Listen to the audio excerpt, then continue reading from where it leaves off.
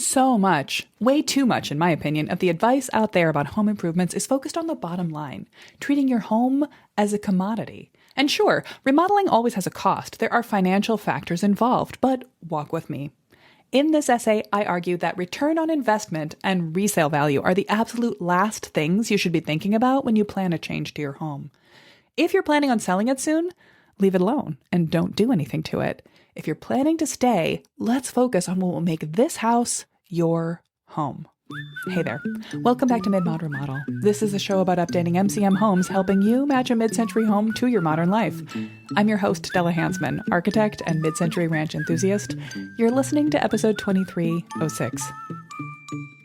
So I just published a YouTube on Tuesday that was all about a really specific remodel, taking a house that had been in the same family for 3 generations and making some proposed changes to it that are fairly dramatic, because the new owner's life, 3rd generation in this family, looks completely different from her grandparents' life. She wants to host in this house differently. She wants to live in this house differently. She wants to enjoy this house differently. She has different priorities and access to different resources and design tools than her grandparents had. And while her uncle had lived in the house as a bachelor for it sounded like several decades, making absolutely no changes whatsoever, she would really like to personalize it for herself before she takes it on. And I encourage this wholeheartedly.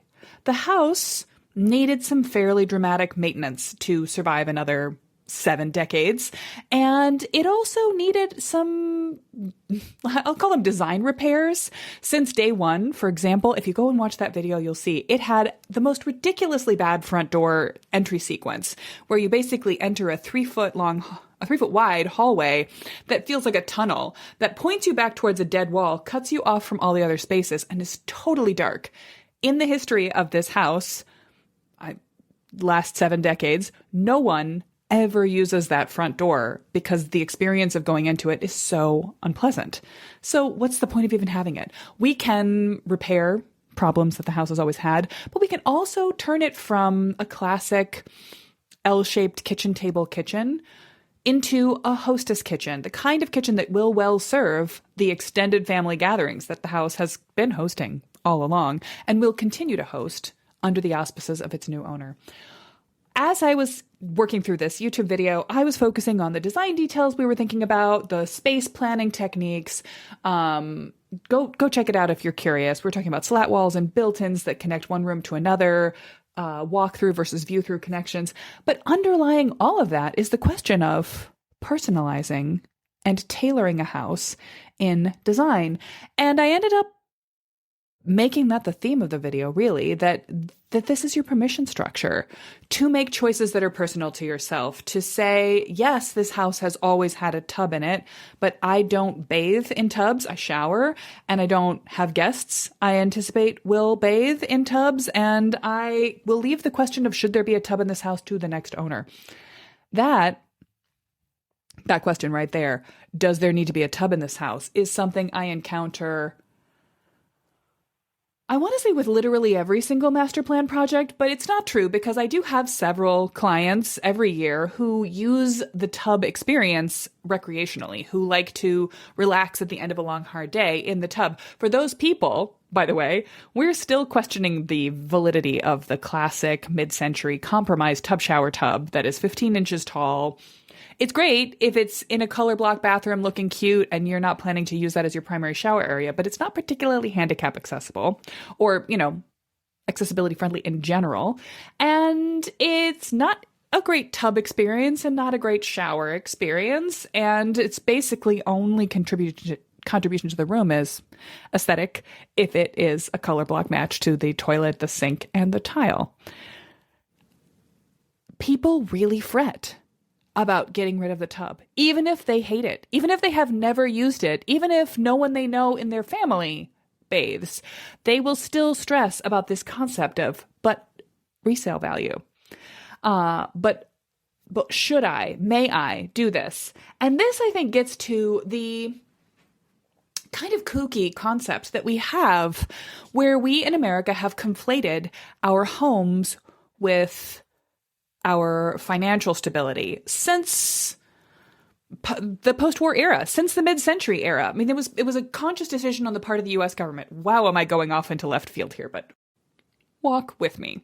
In this essay, I don't want to spend too much time on the history of financial structures and the mid-century post-war building boom, but not every country, not every culture decided to answer the housing shortage of the baby boom of the post-war by conflating homeowner equity and putting people into homes. It's not the only way to build generational wealth, although it has, with differential quality, built generational wealth in the US. It is also because of the inherent racism, of the redlining, of neighborhoods where certain people could buy and certain couldn't, of the loan structures, all sorts of things. It has not been a complete success. Certainly not an equal success for everyone. But it has locked in this concept that we have of home as equity, which is a very strange thing. And that gets into everything. It infects every quality of putting money into a house. I think in a way that really muddies the water, but makes it hard to decide for yourself what it is that you want. And so I'm going to talk today about a bunch of different things. Why the concept of ROI, or return on investment, gets into, or resale value for that matter, gets into remodeling decisions in the first place.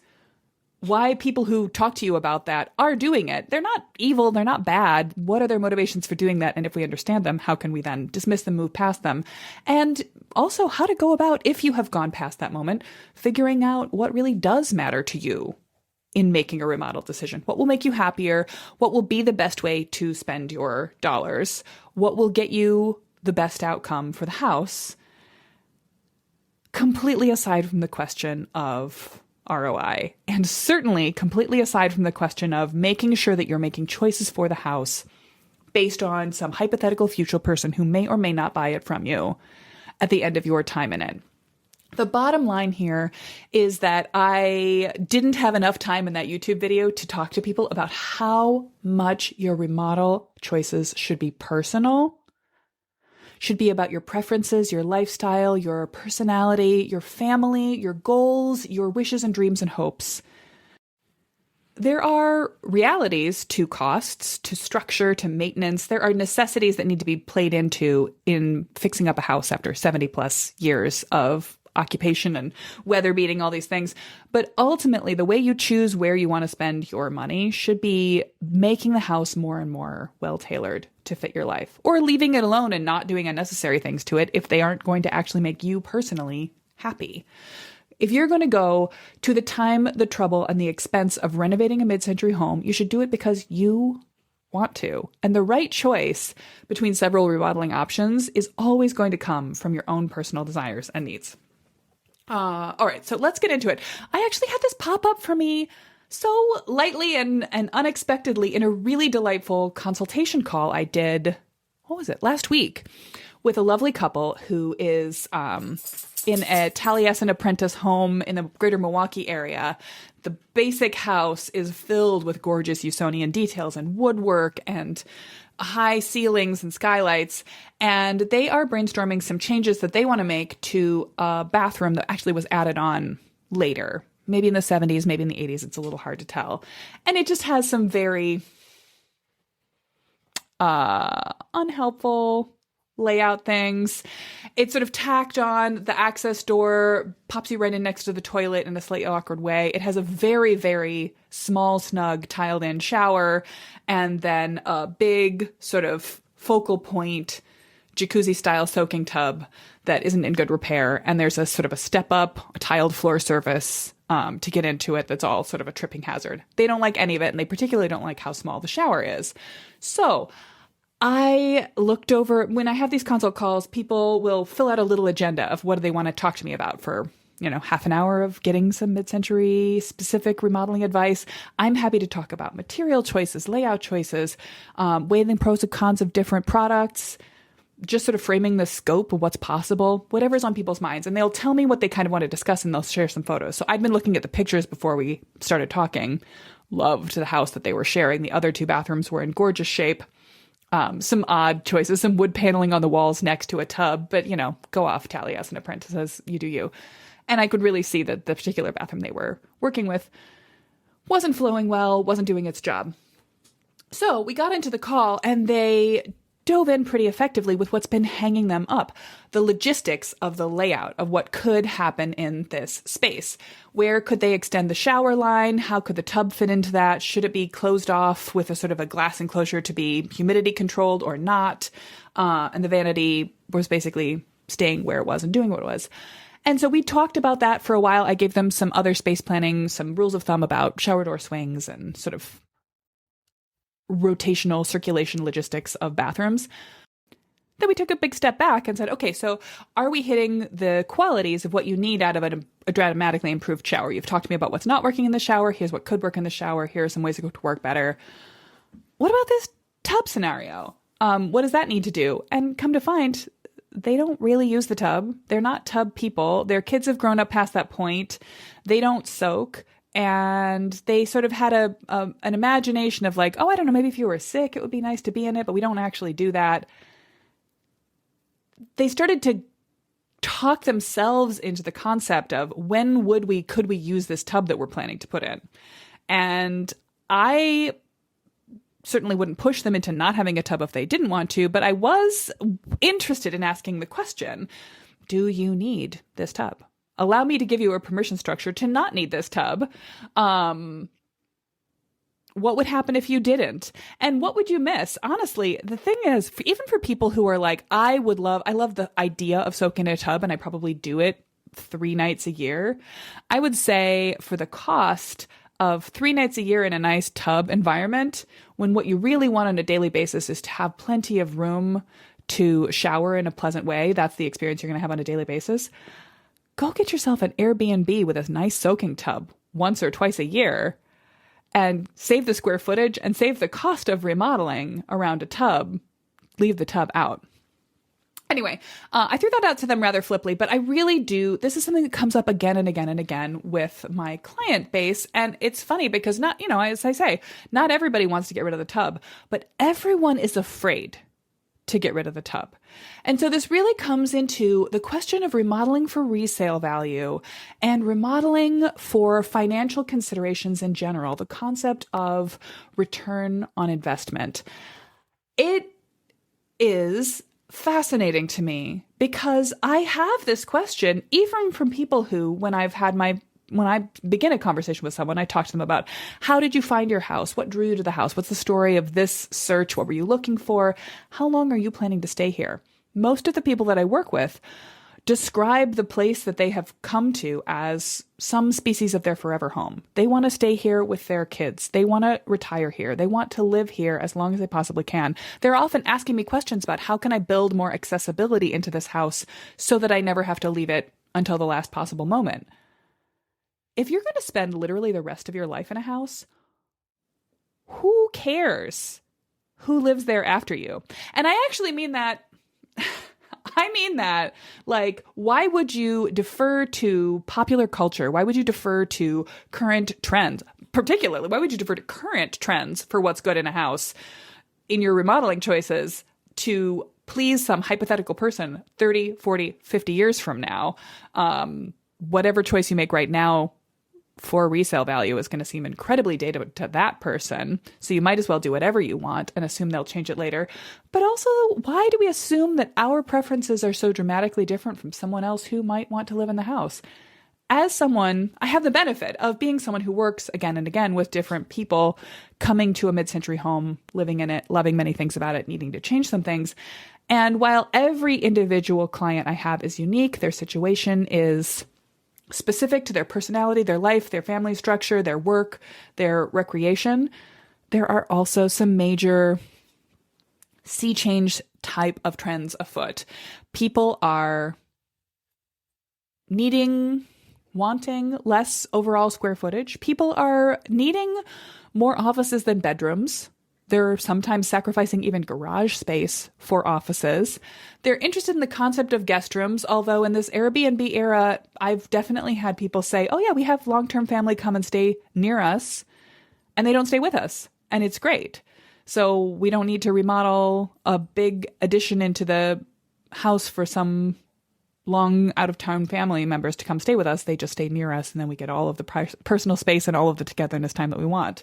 Or other people are planning to put an Airbnb suite, a rental suite, a teenagers returning to home after college suite, a caring for my elder family suite. And these are things that are based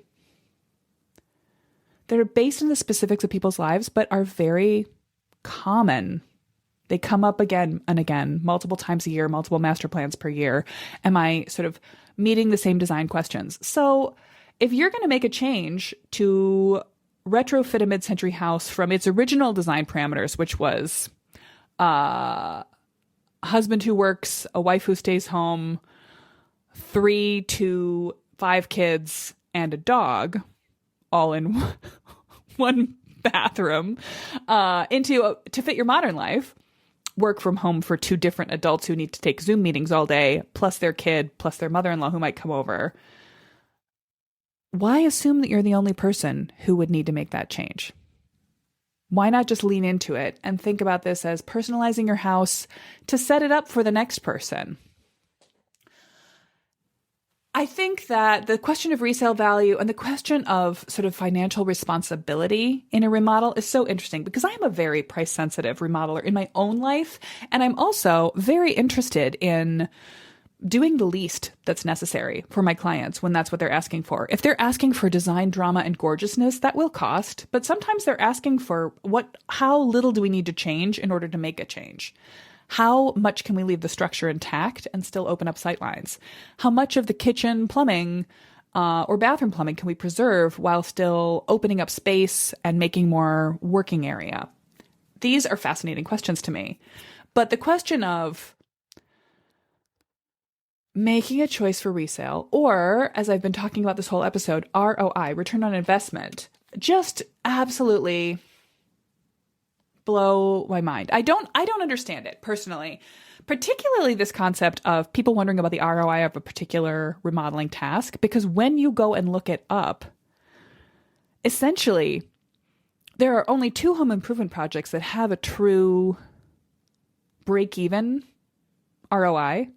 I think replacing garage doors can sometimes pay back. If you replace your garage door right before you sell the house, you can see that the house sells for fully the cost of the replacement garage door more than a similar house. Some people will say replacing your front door with another is nearly as good as that. But all the other projects, put money into a new kitchen so it'll sell faster. Okay, but you actually will put in more money into the kitchen than you're going to get back out of it. And I suppose you could say the difference in the cost is that's for your pleasure, and then you want to get some amount of dollars back for an investment. But ultimately, I think if you want to invest, put your money into the community, put it into the stock market, think about financial instruments that are designed to provide you a return on investment. Your home isn't the place. At least that's what this residential architect thinks. The other place I encounter the concept of ROI most is as I am developing this business, MedMom Midwest, thinking about ad spend and where I'm putting my energy. I personally much prefer to put my time into something like, for example, this podcast, like making YouTube videos. I prefer to spend my creativity and my hours rather than dollars to market the business, rather than taking out an ad. Even in the periodical I love as much as like Atomic Ranch, I always feel like I would just rather share more information to the internet at large. And perhaps I'm not the best example of effectively using math of ROI for various ad spend activities, partly because, hi, I'm an architect. My degree is in architecture, not in business. Everything I know about running a business, about marketing, about promotion is self-taught and figured out over the last nearly a decade of trying to create a lifestyle out of trying to support myself. And now as at this point, supporting 3 employees with the business of helping people plan great mid-century remodels. But this is another case in which I experience the long game rather than a fast return on investment. I do get clients who realize that they've just bought a mid-century house. They go Googling, they're looking for information about what to do, and they find my name. They find the website, they find the podcast, they find the blog, they find the YouTube channel, and then reach out immediately. But I also regularly get new clients who tell me in their first call, "Ooh, we've been listening to your podcast for years and we're so excited we're finally ready to go."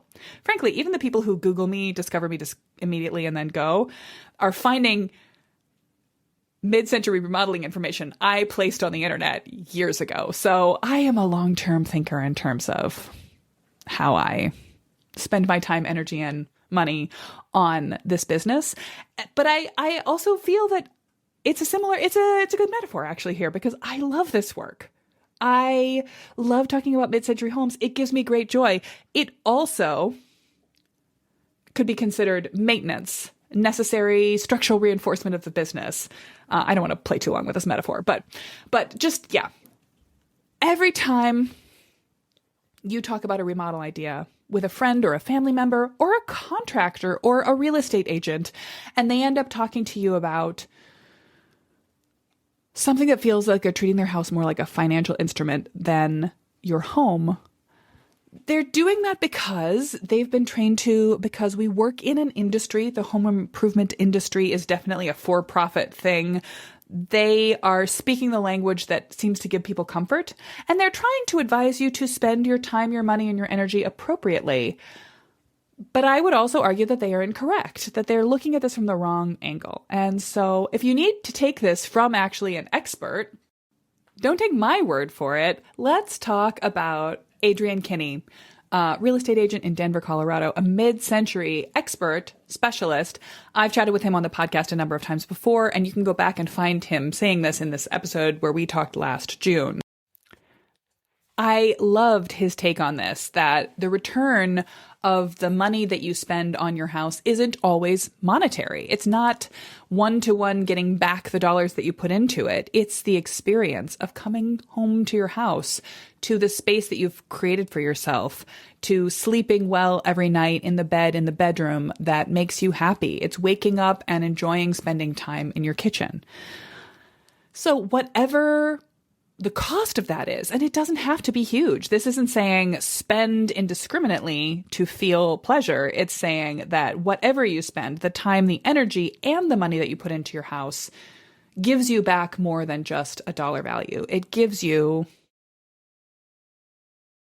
happiness. It gives you comfort. It gives you security. It gives you specificity. It gives you the encouragement to spend your time on the hobbies and get-togethers and with the people that you love most. So, if this is what real estate agents can say about the house, please feel free to personalize it to yourself.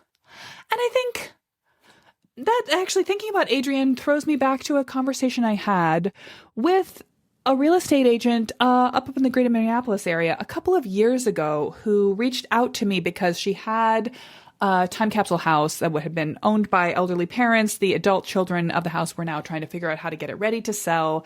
And she found my name and was wondering if I could give them any advice on how to remodel the house. Actually, she was wondering if she should invest on their behalf or encourage them to invest in a master plan for the house to remodel it, to get it ready to sell.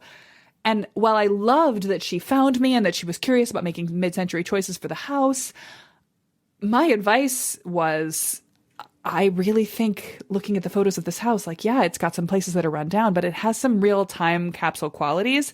I would put this on the market exactly as is and focus your outreach, your perspective, your pitch on finding people who want that time capsule house or who want a house that they're going to do their own thing to. And from my own integrity as a designer, I could not, and in fact, I told her that I would not be able to provide a master plan for the house because I can't do a master plan without a client. The needs, the desires, the preferences, the personality, the lifestyle of the people, in question are the inciting incident, are all of the information that are a big chunk of the information that we take. So this actually brings us right through to the last thing I said I was going to talk about, which is how do you make choices for your home, evaluate one remodeling move after another, weigh two options in a way that's not just about cost. Now, certainly sometimes it does come down to the bottom line. Am I going to choose this material or this one? Well, which one can I afford? But when you're thinking about the bigger picture, will I break the project up into phases? Will I do anything at all to this bedroom, or is it fine? Where do I want to concentrate my resources, or do I want to do a little bit of work in every part of the house and sort of evenly distribute them? This is going to come down to asking yourself personal questions no one else can answer for you. It's part of the reason that my master plan delivery includes giving people usually 3 possibilities tailored to what I think they might need, but showing them different strategies, different levels of intensity, different levels of drama, so that they can respond to them and feel which one hits right. And that comes out of the master plan process. It's harder to do, to just walk through a house cold and say, what could we do? And therefore immediately jump to what should we do?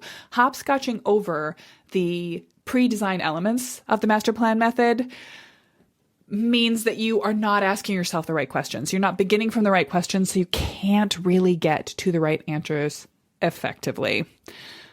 But just like with this consult call that I had, we were talking about bathrooms, we immediately jumped to logistics. What will fit? What is necessary? What is code? What is structure? But the questions really opened up, the conversation really opened up when we came back to, what do you want out of this space? What is it going to do for you that your other bathrooms aren't doing for you? What will your life be in this space, depending on different options? So there is always going to be the structure. And in fact, in that conversation, one of the things that I wanted to consider was, could we make their life easier? But they couldn't make the shower any wider because there was a bit of a pipe that was running up, a vent going from the basement to the ceiling through this space. They were worried about trying to fit a shower into the narrow gap. I said, let's forget about it. Let's move the shower forward and have a deep closet that frames right around that pipe and keeps it concealed. We don't need to move it. We don't need that space, particularly if we don't need a tub. We can have a very generous shower with completely different dimensions beside it rather than tucked into the corner created by it. So cost and effort are part of it. Moving structure falls into the question of cost and effort. Aesthetic preferences are absolutely part of it, but it's also what you need, what you like, your family, your tastes, your lifestyle. Thank you for coming to my TED Talk. I really just wanted to come back after putting together more of a pithy YouTube video about what you can do to make improvements to a house and how to think about shifting spaces around, and just talk about that it's okay. It's okay to personalize your house. And particularly, it's okay to keep mid-century features you like because you like them rather than update them to fit modern trends. And it's also okay to change dated layouts that don't work for you to fit your life specifically. Because the odds are, what's the worst case scenario? You make an unusual remodeling choice. You plan a house with no tubs in it. I just love that as an example. It's a very one-off case, but it stands in for a lot of other personalizing choices that you might make. So you make a house with no tubs in it. One of two things is going to happen at the end of your life in the house when you sell it on. Someone's going to buy the house that really wishes it has a tub. They can put a tub in. They can also remodel. Someone's going to wave off and not buy the house because it doesn't have a tub. Sure, there's lots of houses out there. Or what if someone else who doesn't like tubs buys your house because it has the perfect shower that you created for yourself? What if they choose the house for the specific choices you've made rather than avoid it because you didn't go generic enough with your remodeling decisions? This is the happy outcome that I hope we're always reaching for. As we think about remodeling choices, I don't want anyone to put the structure and finishes of their house into a dumpster and replace them with brand new products manufactured in whatever way we are manufacturing products right now for any other reason than because it's going to make your life better. So that's the bottom line for me. What can we do to continue to spread the word? And if you're listening to this podcast, I know you're already with me. I know you already believe this, but do you believe it with your whole heart? hopefully I've just convinced you a little bit more. Maybe you can also provide excellent advice to other friends, family, acquaintances who are planning improvements to their house rather than thinking about the bottom line. Before I wrap up, I actually want to take a complete left turn and talk about my experience in my very first job out of architecture school, where I worked for a company called Whole Trees. It's still around, although they don't do houses at all anymore. They provide large timber frame structures to replace industrial steel, support the double height space of a grocery store or a warehouse building. But when I worked for them, they were just getting the idea off the ground. We were still doing SBIR funded grant, doing structural testing on the strength of trees, but we did timber frame structures that didn't mill the trees into rectangular chunks and then put them back together again like little erector sets. Instead, we used the Y connection of a tree branch as structural cross bracing. And we would use round trees intact, hanging onto that structure that, if you think about slicing a carrot in half, it immediately goes twisty on you. If you keep the carrot whole, it's stronger, it's sturdier, it has all the little concentric rings of strength in it. It's very strong. So my alignment with this business was perfect because I love residential remodels. Obviously, it's what I still do today. And at that point, they were kind of testing the idea of, can we use trees as structure on one-at-a-time homeowners who were willing to take the leap on the concept, rather than trying to sell it to big commercial, who we're going to be thinking more about ROI. People loved doing these houses because they're beautiful, they're sculptural, they're gorgeous, they are filled with natural materials, but also they're resource light. You're able to harvest trees from the local watershed. In fact, my parents' home was the last of these houses that I worked on before I moved on from business. I moved out of that area into another place. And all of the trees that form the structure of my parents' house were harvested from their own property, just thinning out the local forest. So just absolutely minimal environmental impact, really fun, the fairly high labor cost, but almost no material cost, which kind of balances out. It ended up being a fairly cost-effective custom home. But as a result of working for this business, we were constantly working with other sort of green energy, sustainability organizing technologies because our clients were interested in that. So the kind of person who wants to build themselves a timber frame house with straw bale walls and a sod roof is also the kind of person who's curious about solar PV, solar hot water, geothermal, a bunch of other green technologies. And so we would go as part of the promotion or sort of client finding, the marketing of this business, we would go to green energy fairs and have a booth and talk about them and show pictures and talk to people about the structure and if they were interested in building a home this way. And I would have conversations with other vendors at these green energy fairs about so what is up with geothermal these days? What's the latest in solar PV technology? And I was interested, and then eventually frustrated, and finally kind of ticked off by the way that every single green energy supplier, small business, or advocate that I talked to always wanted to frame how useful their product was, how much better it was to have solar thermal, which means you're heating up water and you're putting hot water into either the pipes of the house or into the floor to heat the house, versus solar PV, which is you're gathering electricity on solar panels and then you're using that to power the house, maybe to do electric heat, all these various things. They always wanted to talk about the payback lifetime. Oh, well, this one pays itself off in just 10 years. This one pays it off in 15 years. Well, we're beating this other industry because of X, Y, and Z. This worked occasionally for whatever industry was winning, however they wanted to slice the math. And often if you would talk to two different people from two different organizations at the same energy fair, they would do the math two different ways. Ours pays off faster. Ours has a lower embodied energy cost, this and that. They'd find some way to run numbers so that they were winning. But there might be people, there are certainly people who are interested in the question of, if I pay for solar PV, how much money is it going to save me?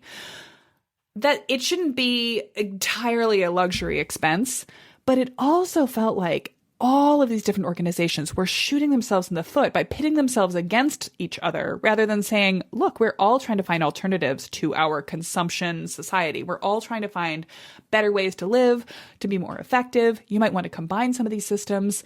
Your choice might depend on whether you have, the location.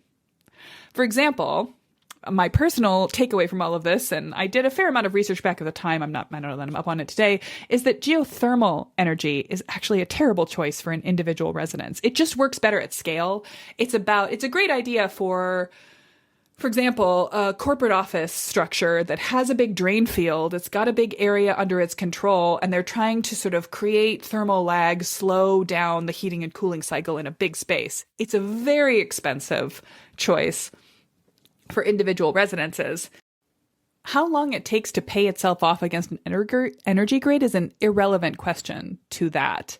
There are certain houses based on their site, based on their location, based on the energy use patterns of the owner or the preferences that are going to benefit more from PV and electric power that can be controlled with a smartphone versus solar thermal that will create a more slow moving heat, but a more consistent heat source and supplement hot water.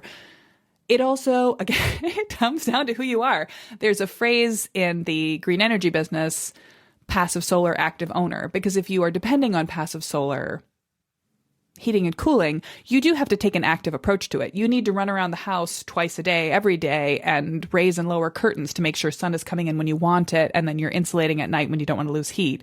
Or in the summer, closing curtains and shades to make sure sun isn't hitting the thermal mass in your floors and warming them up when you don't need that, and then opening it back up and opening the windows at night to vent the house out. It takes planning, attention, time. It's a preference thing. For some people like, for example, my father, it is a joy. It is fun. Tweaking it is like retiring from your job as a lifelong engineer and then getting to engineer your house recreationally for the rest of your life. That's not what it's like. That's exactly what it is for him. But for other people who don't find that fun, who don't have the time and energy and attention for it, it's not a good system. It's not a good fit. So it's so much more about what matters to you, what will make you feel well about your house, feel good about your house, sleep well at night, what will give you peace of mind, what will let you feel like you're giving back to society, taking a little bit of pressure off the grid, adding a little bit of consistency to an energy inconsistent world. Those to me are far more interesting questions. And then the question of like, how do you want your heat delivered? Do you want it long and slow with a big planning horizon, or do you want it immediate when you flick a switch? Do you want to start blowing warmed air over yourself? Where are you going to source the energy for those two different experiences is different. So I feel the same way about the entire home improvement industry as I do about the way that I always rolled my eyes at the sort of bickering subspecialties of green energy technology back in the day. And I, of course, got to be above it all. I was just the person who was working directly with homeowners, recommending to them what I thought was most effective, and kind of listening to the pitches of all the different subspecialists who were giving them slightly financially motivated advice. So I didn't have to be in the bare knuckle fight of pick me, no pick me between the industries. But I always felt like it was a mistake to root the question ultimately in, we are the financial win. Pick us because of the shortest payoff time. These aren't choices.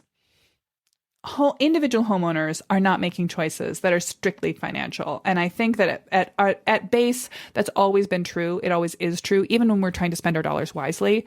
And I think the same is true of the way we think about our home improvement projects today. So thank you for coming to my TED Talk. And I hope that I've just created a little bit more of a permission structure for you to lean into your own choices and preferences and to see how much, I wouldn't violate their privacy. It was a one-to-one call, but the delightful conversation that I had with this couple about the possibilities in their bathroom was fun from the beginning, but we just took it up to a whole nother level of idea resonance when we started talking about what was personal, what was specific to them, to their needs, not just discussing the layout and the structure and the strategy, and even the mid-century style. All of the other pieces of the master plan, the structure, maintenance, necessity, the aesthetic mid-century style are hollow, ultimately. If we're not talking about what matters to you, your house is more than just an investment. it is your home. And when you think about it as a home, your preferences will start to rise to the surface so much more effectively and immediately. It's not even funny. So, yeah. I'm going to link to the episode I mentioned, the Adrienne Kinney episode, in the show notes for this. If you want to read the transcript of this or refer to any of this, if you need any of this as a backup argument when you're talking to someone you love about why you're not going to use ROI or resale value as the driving factor of your decisions, find it at midmod-midwest.com/2306. And I will be next week back talking to you about what? Oh, I'm going to talk about some FAQs I get about the master plan process, the way it works when you work with Mid-Mod Midwest. And so if that's been on your mind, you will get some very useful, I think, answers to questions you probably have on your mind that you will ask at our first meeting, and I'll save you the trouble. And if you're not, maybe you'll just find it interesting as an insight into how this particular small business runs, or I'll see you the week after that. But for now, focus on what matters most to you, and I'll catch you next week, Mid-Mod Remodelers. This episode was written and recorded by me, Della Hansman, and produced by Rebecca Rossi. If you'd like to support the show and mid-century homes in general, please subscribe so that you never miss an episode. You can help other people find us when you leave a rating and review, or recommend us directly to a friend with a mid-century house.